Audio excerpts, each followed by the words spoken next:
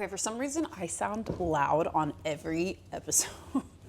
So I'm going to try to talk softer. And am I soft? You're so soft. You're like, oh my gosh. You're like seducing the audience. Well, that's what I'm supposed to do. Ew.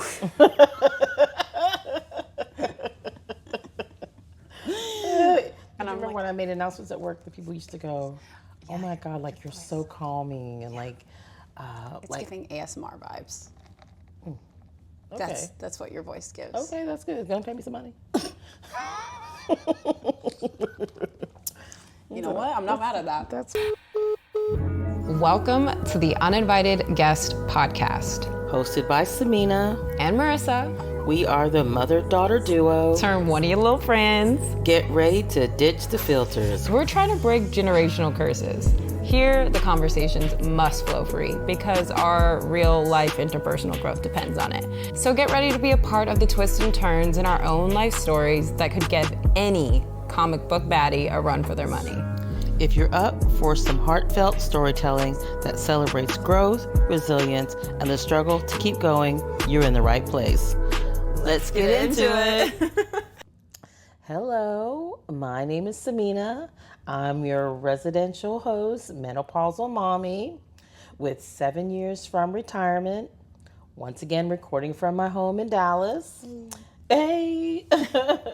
With open tabs ranging from the Advantage e-shopping. Girl, you know I'm trying to get some miles because I need to fly up on out of here. I need a vacation. All right, but I also need an Apple Watch too. So whenever Apple decides they want to give us more miles, I'm ready. Mm-hmm. I'm definitely ready. Yeah. And skincare for menopausal women. I mean, like, my skin now is so dry. And it's funny because I don't know if you really remember this. You probably weren't really born, but you know, I had a friend, a good friend. You know who that friend is. That friend that's listening, they know who they are too. That when I was young, used to say in my 20s, when my skin was glowing, would say, girl, you look like you could fry an egg off your face. Mm-hmm. And back then, I was always so embarrassed. Yeah. And I would blot all the oil off my face that I could. And I think I tried all the products to reduce the shine, the glow, whatever you want to call it. Yeah. However, now I think that it's actually probably taken away all of that glow in my older years. And now that it's a thing, obviously, everybody's trying to be dewy and glowy. Yeah. I want to be dewy and glow like I was originally too. Yeah. So it's so funny because I just remember like your MAC days and like the days where you wore makeup. By the way, y'all, I just gotta call this out. She has no idea I'm gonna say this, but she probably already knows what I'm gonna say. She's not wearing any makeup right now. Thank you for calling me out today. She's not wearing any makeup right now. I need y'all to go look at previous episodes and see when she is wearing makeup versus when she's not wearing makeup because look at this. It's the blueprint. I just said I was not going to talk so loud, and here I am yelling in the mic. But, like, my mom's skin is just like... As I'm having a hot flash. Her skin is just so great, and it's always been so great. And I've always told her, like, Mom, you don't need as much makeup because your skin is beautiful. Like, let your skin be dewy. Like, let it just, like, shine the way that it is. Because I've always loved that dewy look. I still love the dewy look. Mm-hmm. And so, yeah, like, I'm just, like, all for it. So I think, yes, that's great. But anyways, we'll get to it. We're going to get to it. And if they don't have a line, we're going to create one. There you go. Let's create one. And the last thing is vestibular rehabilitation therapy, better known as VRT. Yeah, it's easier. What is that? So, you know, I have vertigo. Yes. And I end up with a lot of chronic ear infections. And so I just recently went to my doctor and he was like, you need to go get this done. So let me just read this to you, what it says on the phone. Please. A type of physical therapy that uses exercises to help people with balance and dizziness issues. So there you go. And it says can help symptoms such as vertigo, lightheadedness, nausea, and difficulty walking. Well, I mean, I have difficulty walking. I don't think it has anything to do with vertigo, but that's another discussion. Yeah.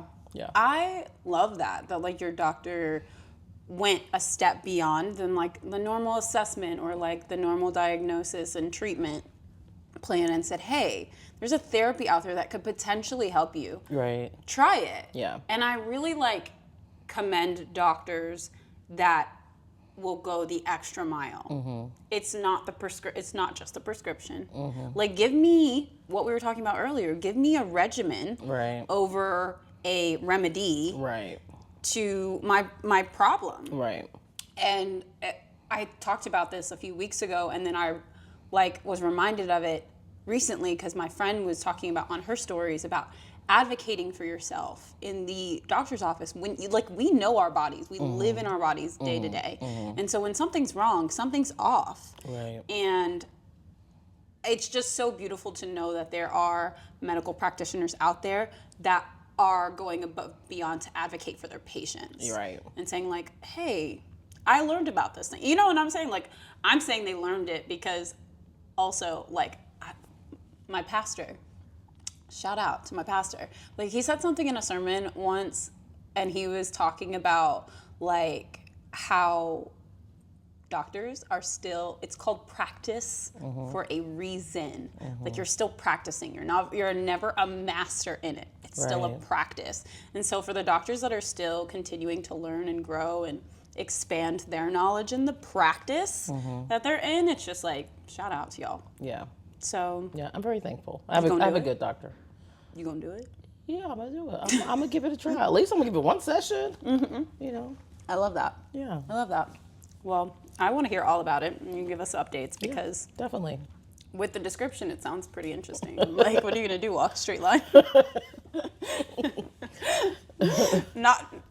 I'm not taunting anyone that's done BRT. Just a disclaimer. This is just a personal banter with my mother. Okay. Hello. Hi. Hi, my name is Marissa. I am your resident host, Zillennial, I honestly don't know how many days left until I'm 30. The countdown is real, though, because it is mid-August of this podcast that we're filming, and yeah. So I'm close. October is my birthday. And I'm excited. Recording from the home in Dallas. Yay. And my open tabs. Ooh. Charm bracelets. Charm bracelets. I know. It's so crazy. Charm bracelets is one of my open tabs. Skincare is also an open tab for me. And then I had something else that I was like, hair growth vitamins. Because I'm really enjoying the mullet phase. For those that watch the video version of our podcast, I'm rocking a mullet. Let's just be honest with ourselves. Party in the front, business in the back. No, I'm just kidding. Is that what it called? No, it's business in the front, party in the back. Is that definition of a mullet? I mean, I don't know. I don't know. I just think this is like a phrase. Okay. Yeah. Got it. Okay. Yeah. Anyways. Must be a zillennial thing. No, this is like an old phrase. I think the reference that I remember, and maybe I'm making this up, but I don't think so, is Hannah Montana. There was an episode where, I don't remember the scene exactly, but yeah, they were like, mullet, business in the front, party in the back, or whatever. And I was like, I like that. Okay. So now I'm fully embracing the mullet phase, but I'm taking hair growth vitamins, or I'm trying to. Right now, I bought the Nutrafol one. Oh, the one that they advertise on TV? I don't know if it's advertised on TV, but on my Instagram, it is popping. Okay. And the reviews are great. And it was on Amazon Prime. So I got it. You got it. Amazon Prime. They sucked you in. And I suck. You know what I'm saying? So like, get a little shoulder shimmy into that free shipping. Yeah, so I was like, okay, let me try it. I used to do Viviscal when I like had Crohn's. Well, you still when have I had Crohn's. When you were... When my hair was breaking off. Got it. Like, when you weren't not in remission. Yeah, when I was not intentionally trying to have short hair. And that really worked really well. So I might go back to that, but you know, it's been now a decade since I've been taking that. That's so crazy. I know, a decade. A decade. Wow. Really? This is ASMR. This is turning into an ASMR. We're getting so off topic. Anyways, yeah, so those are my open tabs.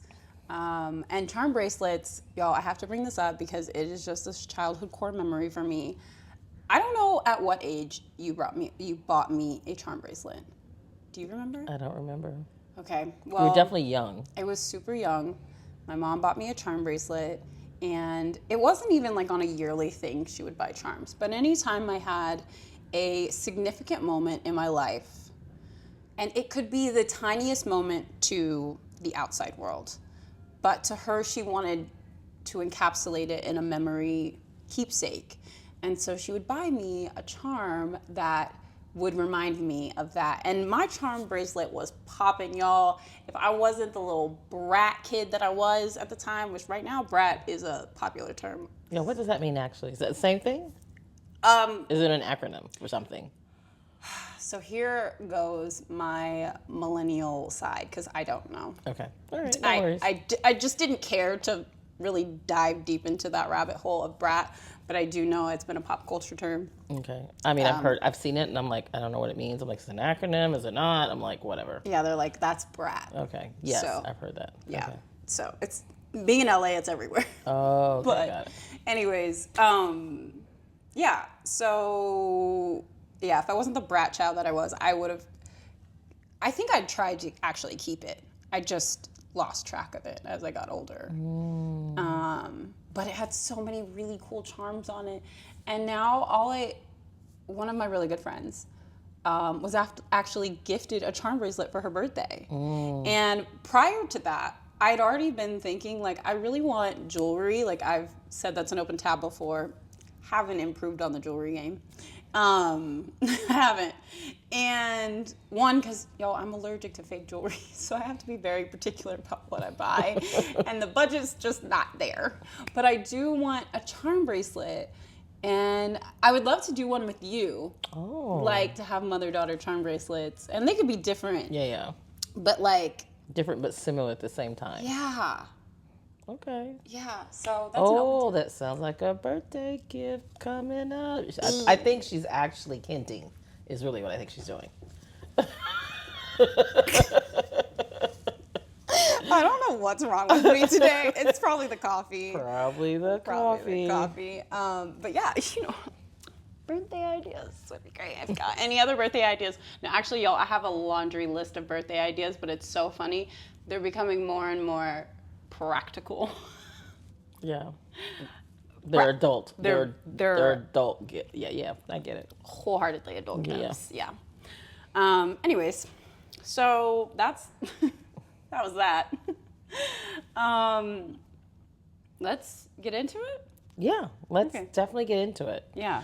So, what's going on? So, recently, I'm not really a social media person, right? Yeah. However, one day I just happened to open up my Facebook page and I saw a Facebook friend / colleague Yeah. had made a comment about Taylor Swift, and let me disclaim, I'm not a Swiftie. I really don't even really know any Taylor Swift songs, honestly.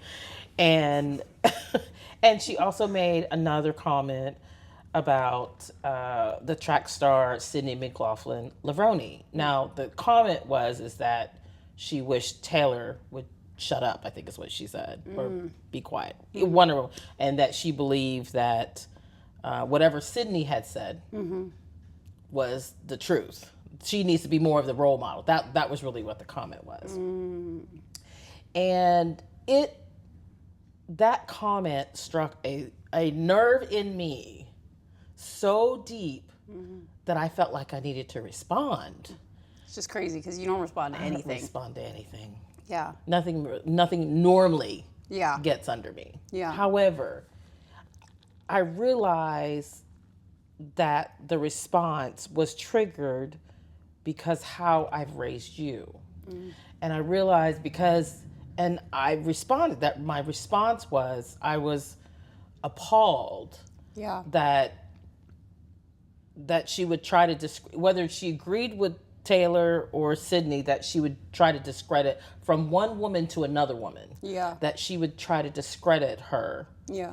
And speak badly about it because we already have to fight men in our society. Right. And as women, we need to not try to silence other women. Yeah. And that was one of the reasons why your dad and I failed. Yeah. Was, I didn't want to be silenced. Mm-hmm. But that also was triggered from your grandmother. Yeah. Who was silenced in her marriage. Right. Who is still married, by the way. Yeah. But she was silenced in her marriage. And so I just realized that was something that I needed to break that one curse for sure. Yeah. And so I'm very passionate about women being able to have a voice, respectful voice. You know that, how I feel about being respectful. But being able to have that voice regardless, whether you agree or disagree what's being said. Yeah. We don't need to be silenced, period. Yeah. It's interesting. There's a quote that I love, and I know the quote, but I just don't know the person. Mm-hmm. And it is, you are entitled to your own opinion, but you're not entitled to your own fact. Oh. And I mean, when I heard that, I was like, oh man, that's crazy. Daniel Patrick Moynihan? Well, shout out to Daniel Patrick Moynihan. Yeah. And he was a former member of the United States Senate. Okay. All right. But just when I heard that, I was like, yes. Right. Because, and I think that's to your point, is yes, people are entitled to your own opinion, but just because you have an opinion doesn't mean you should voice the opinion if it's disrespectful. If you're bashing someone, right, then politely keep that to yourself. Right. Because what is that doing in building up a society? You're never trying to build down a society. Right. You know what I'm saying? So what are you adding value to? Right. Instead of, I don't know, subtracting from someone's worth or image. Right. And also role models are subjective. Right? Who I believe is a good role model for me or for my offsprings might not be who the next person thinks is a good role model. Right. But that also goes back to morals and values and you know what I'm saying? Right. It's all your lived experiences coming together. And it's just wild to me that one, shout out to you for speaking up, because I know you, and it's interesting because even though you left that marriage because you didn't want to be silenced and because you wanted to make sure that I was given a path to have an open line of communication, I still know and see your struggle of being vocal. Mm-hmm. And so when you do, I'm just yeah, mom, yeah, double down on it, because it's hard, and it gets even harder as we're older, because we get in our heads or whatever, and so on a an ode to your growth, shout out to you for trying and speaking up for women. Yeah, I mean that's what it really was about. It wasn't necessarily. It was speaking up for you and all other women in that situation. I was I really feel wow, she could have been saying the same thing exactly to you too. Yeah. And I think that's where it hit me, and it's just strange to me, like you said, just the times that we're in, that we feel that because I thought we as a society have grown, have learned more to stand up for other women, to protect other women. Yeah. And it doesn't seem to really be the case. I don't know why, because, I think we do, but we don't. Like, it's very selective. Right.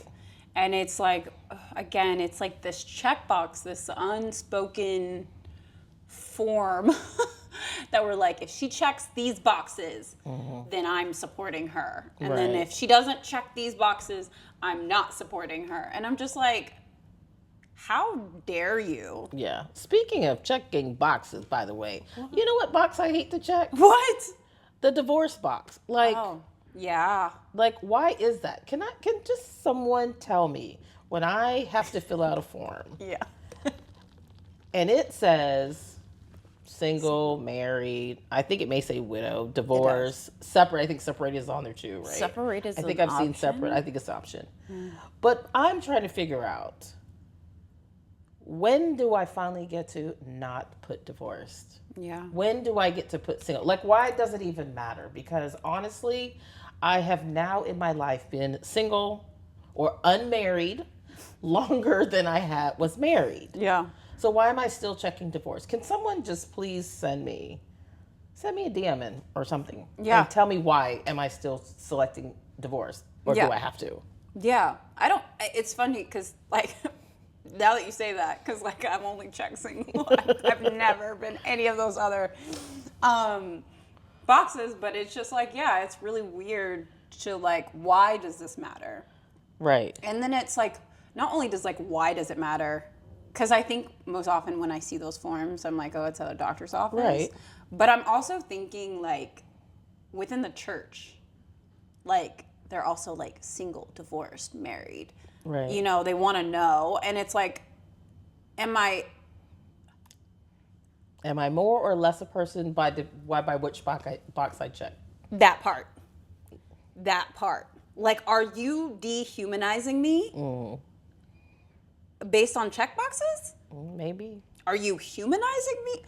Are you humanizing me based on check boxes? Because Right. if that's the case, you know when you, like, fill out the form electronically and it's like there's, like, a progress bar at the top that's like 5% done, 15% Right. done.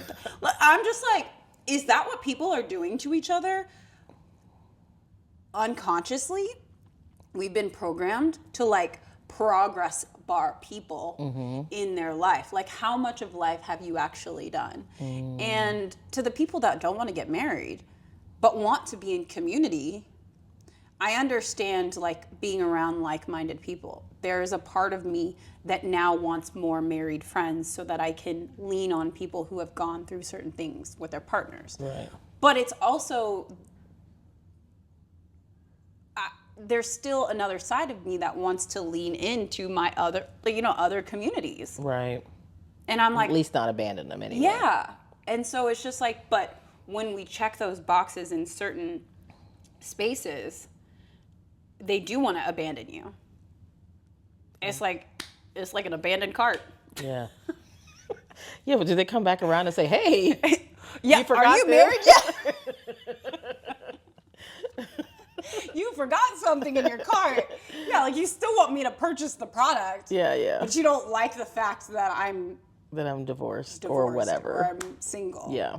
Crazy. Yeah, okay, I'm sorry. That was a little off topic. But A little off topic. The check boxes just remind me of that, so. Check it. Anyways, I think the moral of that portion of the conversation is stop checking people's boxes for them.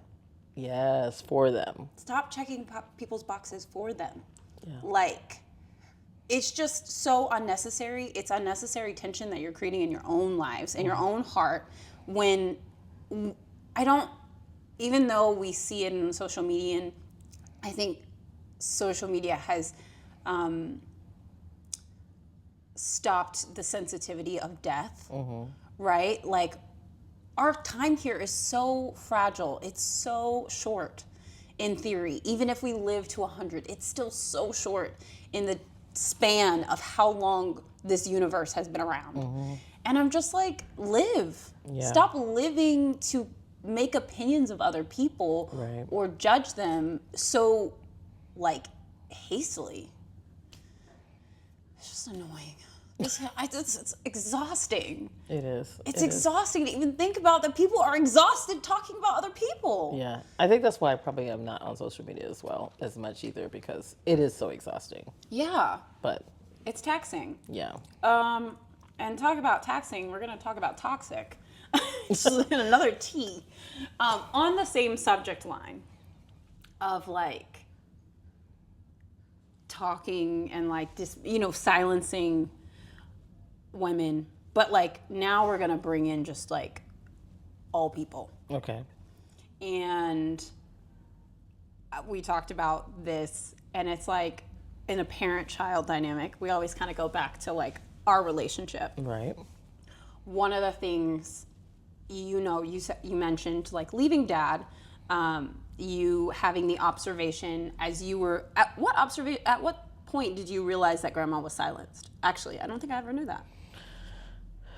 I don't think I realized she was silenced until after I was married. Oh, that's crazy. I mean, let's take this back. Like, I think really, yeah. I mean, I knew, obviously Papa was the head of the household, right? However, and I knew he was controlling. But I really probably want to say really when I got married, because then I could understand from a married perspective, as a wife, when you had like no control in your, and it's funny to me when people say you're in a marriage 50-50, right? So, and I think to myself, so submissive does not mean silenced. Ooh, that's a word, because I'm a submissive woman. But you can't be 50-50. I ain't gonna be silenced though. You gonna hear me. Right? So, I mean, I think that's when and then when your grandma finally started being more with us. Yeah. Outside of Papa. And then I saw her other personality. Her other side, right? Like, oh my goodness. Like, you've been holding back. Yeah, like this woman is fun and she has things to say, and I'd never seen that before. So yeah, I think it's definitely we got married, and when I got married, and then when she started just coming over by herself to come visit or whatever, and and realize, wow, I like this side of her. Why is she? I haven't seen this of all these years. I didn't get married till I was 26 and had you at 28. So I'm like, wow. Yeah, the common denominator was Papa. Yeah. When you felt that she was silenced, and then you realized and had that discovery. Yeah. Yeah. Wow, that's crazy to know that like you didn't even recognize it until you were in the situation itself, which is where honestly, like, we talked about generational curses, and we'll continue to talk about, like, there's plenty, right? But like, it's interesting that I feel like a lot of people don't realize they're in a generational curse until they're in it. Like you just said, like, like the silencing. You were around Papa your entire life. Right. Yeah. Your entire life. And it wasn't until you were in the same situation that you were able to realize the repeated behavior that was happening. Right. And then you chose to stop it and leave. And one, I'm gonna commend you every time, because thank you. Your girl got a voice. But I think it's interesting because we were talking about it, and like you didn't want me to be silenced, and I was like, oh, well, like you asked me, was there ever a time, we were talking about toxic phrases that parents will tell their kids to kind of like pull their dominance to the forefront of like, I am your master vibes. That's sad. It is sad, but it's the dynamic that parents, I feel like, are conditioned to think like you have to control your kid, get your kid under control. We hear that often, right? And that often means like silence your child, right? So that like people can like compliment you that your child is like so nice and well behaved and like quiet, right? Like, oh my gosh, I didn't even know they were there. Yeah. Like, I hear that on the plane all the time. Right. When there's, like, a kid around. And it's funny that you say that, because I always, people, when I talk to people, they're like, oh, sorry about my kid. I'm like, let me just tell you something. I would rather hear a kid scream than an adult scream, because the kid is just expressing their emotions, right? Yeah. And they don't know how to express it any other way. An adult screaming is just totally out of control. Yeah. You need to go get some work done. Yeah. Go call her. Yeah. Him or somebody. Yeah. Professional help. Yes. Okay. Off topic a little again. Sorry. A little again, but we're good. Still on topic. But yeah, as a child, you were like, did I ever tell you because I said so? And you then said, well, yes, I think I told you maybe once or twice, but then you realized that you also would tell me another phrase. And it was like the antithesis of because I said so. It was like you would always say, there's no such thing as a stupid question. And so in encouraging me to ask the questions, Right. you realized you couldn't say, you had to pick. In that moment, you had to pick of like, who do you want to be as a parent? Do I want to be the because I said so parent? Or do you want to be, there's no such thing as a stupid question parent? Right. And that was, I feel like, the pathway that opened me up to be more vocal about things, because you weren't that parent. Like, you weren't the because I said so, or like my house, my rules. And crazy enough, like, I asked a few people to just like send in responses via social media. Like, what phrases did your parents use as a kid to show their dominance over you, like in situations? Mm-hmm. Some of these phrases I've heard, some of them I haven't. We're just gonna pull out a couple. Oh, there it is. Okay, one I don't understand. You don't think fat meat is greasy. I'll show you. Never heard of it. I've never heard of it. We'll need someone to explain that one to us, please. And the funny thing is, they're from California. Mm-hmm. You don't think fat meat is greasy? I'll show you. Me trying to repeat it like reading comprehension. I don't know, but it sounds crazy enough. Yeah, I would be like, I'm sorry. You would have definitely silenced me because I wouldn't know what to say as a kid. Somebody said in Spanish, it was calm down or I'll calm you down. I've heard that one before. You'll understand one day. Okay. Well, that would make sense. Yeah. You'll understand one day. But I don't... The problem I have with you'll understand one day is that I don't want that one day to come and then I'm left with no... Got it. Guidance. Got it. You know what I'm saying? Like, okay. Anyways, stay in a child's place. What is that? What is a child's place? Children's place went bankrupt, so... Oh, did they? Obviously, that was not a good line. Or a good place to be.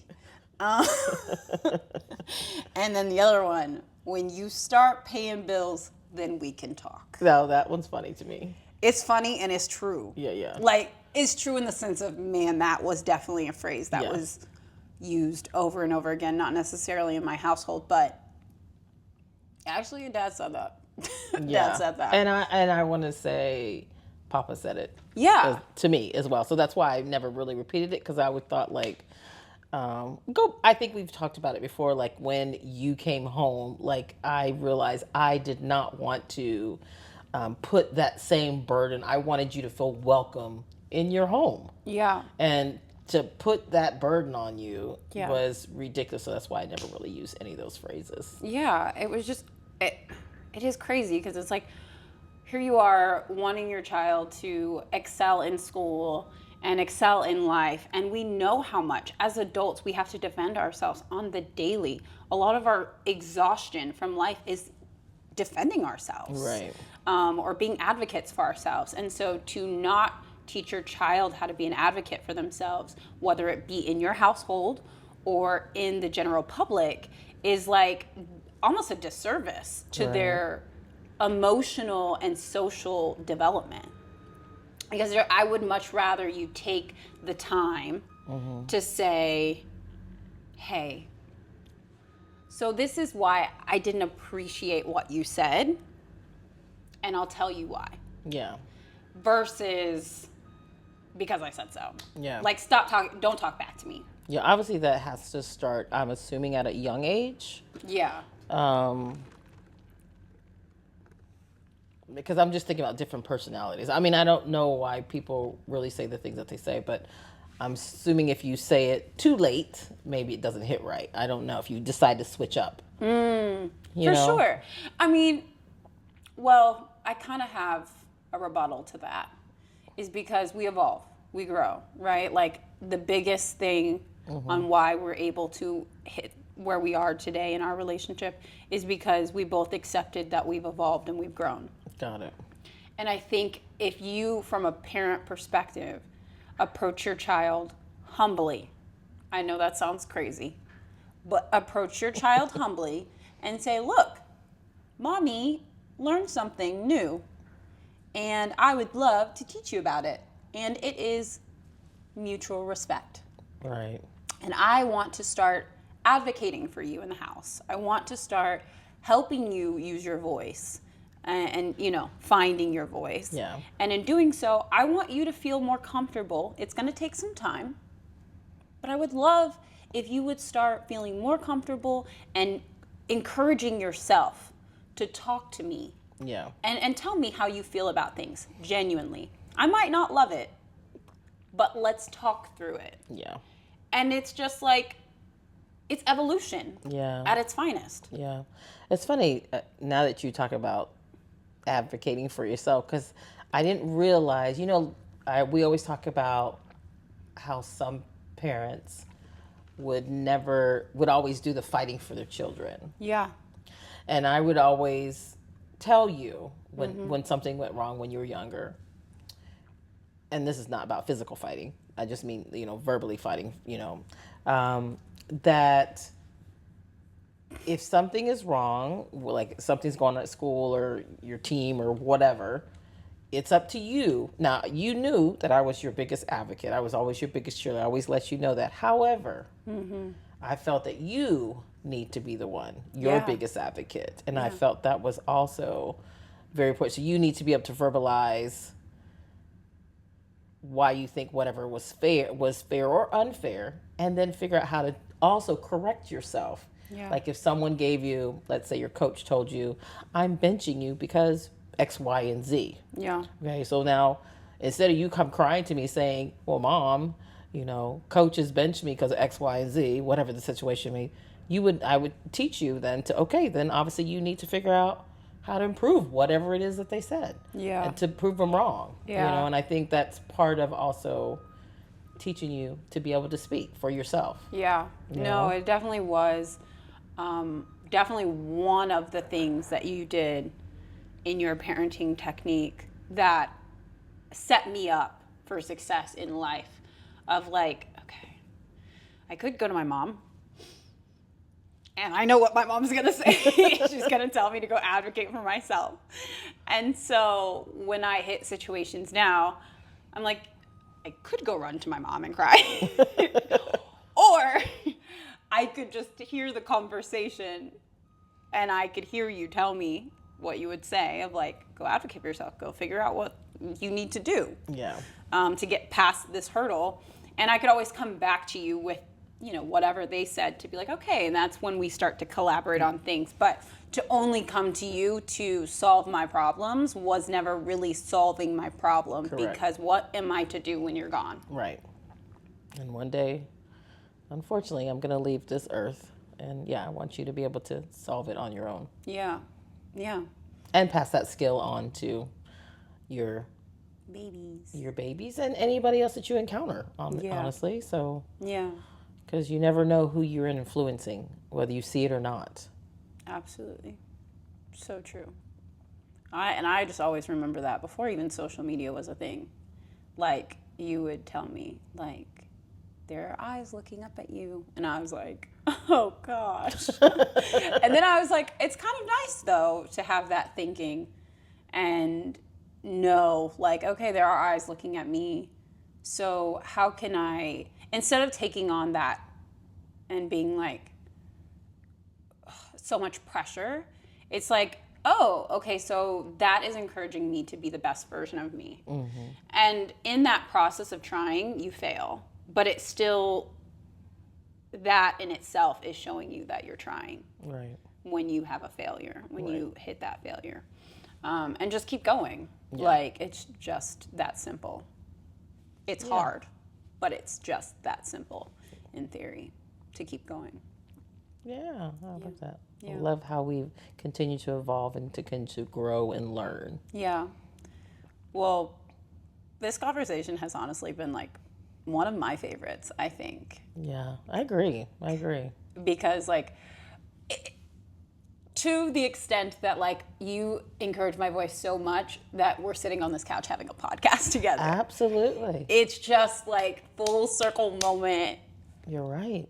craziness to see. Yeah, you're absolutely right. So shout out to both of us breaking this generational curse in real time. Like, y'all are seeing us cheer each other on, because it's not easy. Like, it's easy to talk to you, but it's not easy to be Publicly.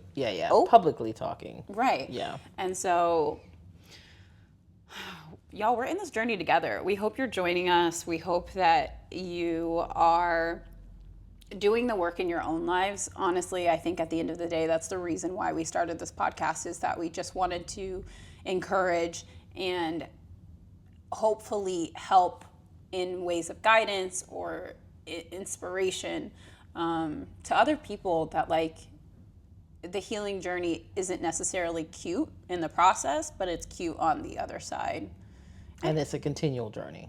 Yeah, it don't stop. Yeah. Can't stop, won't stop. But what will stop is this podcast, because I gotta go get my hair done. Next episode, y'all will see me with my hair red, so y'all better tune into the video version, okay? Oh, I love red. Can't wait to see it. Thanks. All right. All right, we'll talk to you later. Bye.